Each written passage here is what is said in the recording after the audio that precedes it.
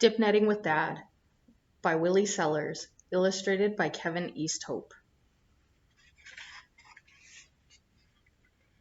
I had a big adventure when I went dipnet fishing with Katja and Chbaa. I had been waiting forever, but finally I was old enough. My Keech had so much fun when she caught her first swalch. I was so happy that it was my turn. Our people had fished that canyon since the beginning of time, Katja told me as we got ready to go. We packed a net and a pole for catching swalch, sacks for carrying them, strings for repairing the net, a rope to keep us from falling into the Saskatchewan, and snacks and drinks for when we got hungry. The net had to be checked very carefully and every hole patched before we could go. It took a long time, but it was worth it. A good strong net will not rip or break, Katja explained. That can make the difference between catching a lot of skeleton or just a few. Before we left, we went to Chbea's sweat lodge. We had a traditional ceremony just for the occasion. Chbea led the prayers and the song. I was still learning the words, but I splashed the hot rocks and sang my heart out too. Hey ya, hey ho. I bellowed to the beat of Chbea's drum. We were feeling stronger than ever in no time. Soon we were on our way. The bumpy gravel road to the Saskatchewan snaked left. Then it snaked right. Everywhere I looked there were rolling hills and grasslands. Chbea told stories to pass the time.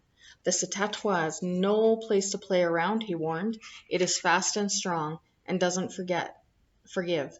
We have to show our respect. When we got down to the Saskatchewan, we went straight to the bridge and looked down at the people fishing below. Katja called it taking a looky-loo.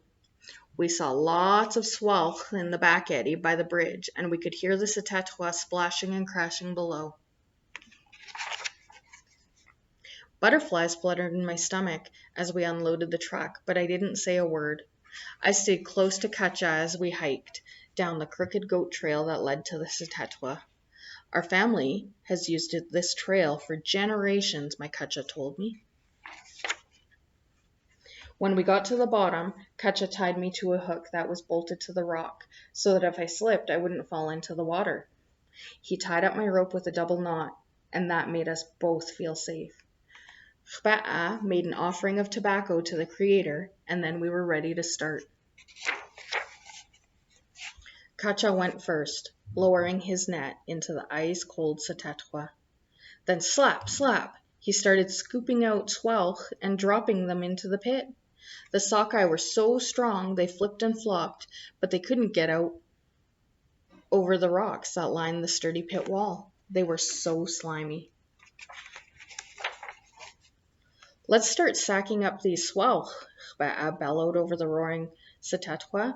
I held the sack open and counted the swalch as he gripped each one by the gills and slid them into the sack.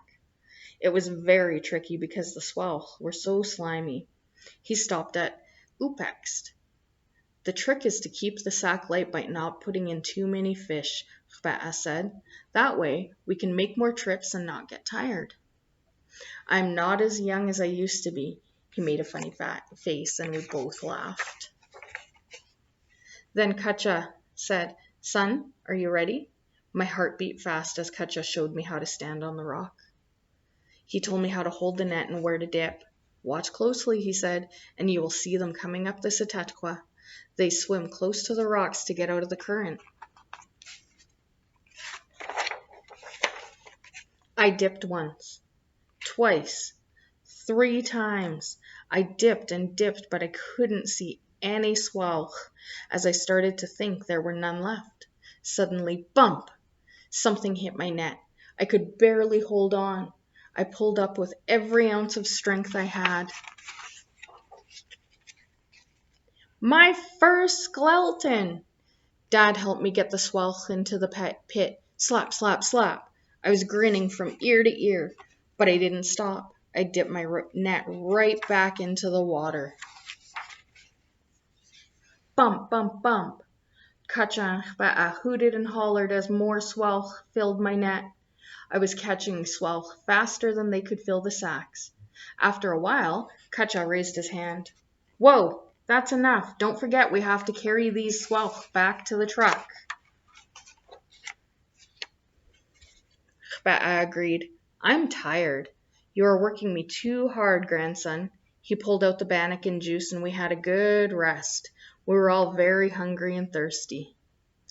Finally, it was time to go back up the trail. I was so tired I could barely lift my feet. You caught a lot of swelch today, son. That is pretty darn good for a first-timer. But you should rest now. We still have lots of work to do. I slept all the way home. Kicha and Kiaa and my Keith were all waiting in the yard when we got home. The fun part is over now, Kacha said with a wink. Everyone eats. Everyone chips in, Chbaa said.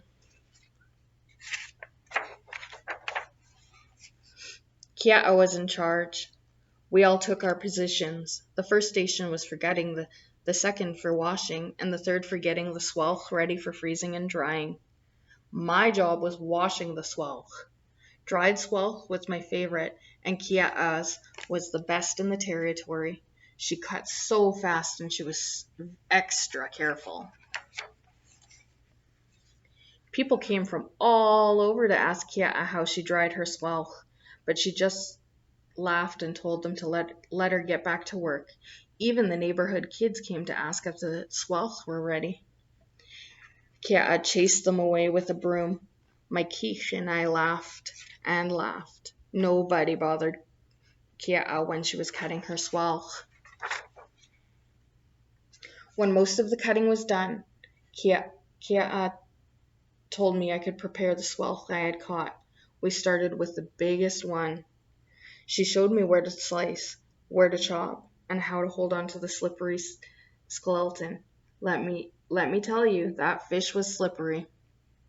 Finally, all of my swelch were sitting on the table in front of me, clean as a whistle. Kiaa and I spiced them up just right with a little salt and a pinch of her secret ingredient. Then it was time to hang them on the drying rack. We took turns keeping the fire going. It needs to be smoky with no flames, Kiaa said sternly. Flames will burn the swelch, she reminded us. To give our swelch that special taste, Kiaa made sure we used cottonwood for the fire. Good thing Kacha chopped a lot of it. I was in charge of the fire on the last day. It smoked and smoked and smoked away.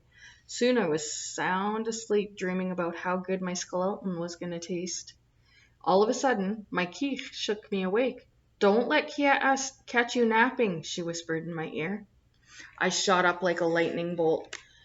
Kicha was carrying wood to the fire. She smiled at me, then winked for a good measure. Finally, it was time. The swelch were done, and mine looked especially tasty. I reached for a piece, but then I looked at Kiaa to see if it was okay. She pretended to frown, then cracked her best granny smile. Chbaa laughed so hard his belly jiggled. I took my swelch down from the drying rack and gave them a great big smile.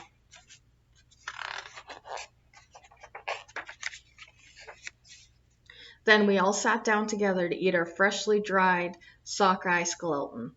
Grandpa said, "There is nothing more rewarding than eating your own catch." Everyone was so quiet when Kacha told me, "Good job, my grown-up son." I felt so proud.